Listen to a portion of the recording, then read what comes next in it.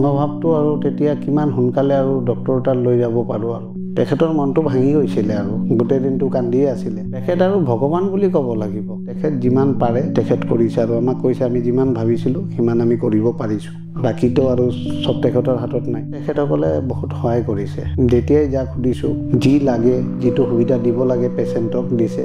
ভাল নিজৰ দাদাৰ নিচিনা আৰু ঘৰৰ মানুহৰ নিচিনা লাগিছে। চবকে ধন্যবাদ জনাইছোঁ যে মোৰ মা এতিয়া সুস্থ হৈছে অলপ আগৰ পৰা।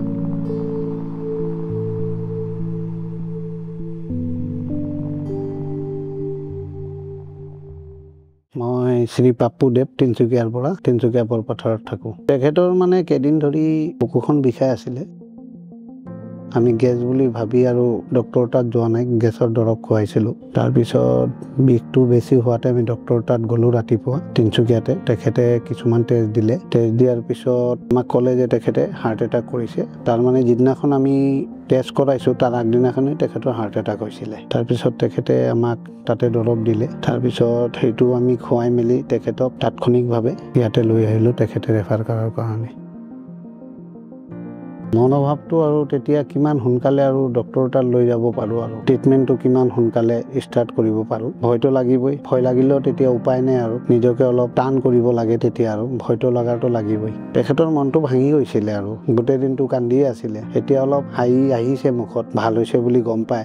ডক্টৰ ৰেজা বৰা ছাৰ তেখেত আৰু ভগৱান বুলি ক'ব লাগিব। ক'বলগীয়া একোৱেই নাই মানে।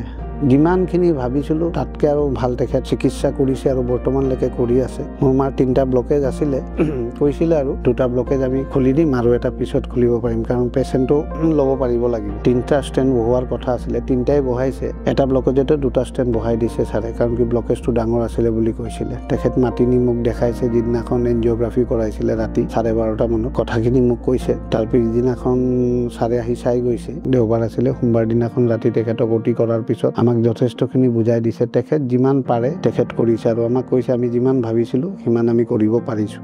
বাকীতো আৰু চব তেখেতৰ হাতত নাই।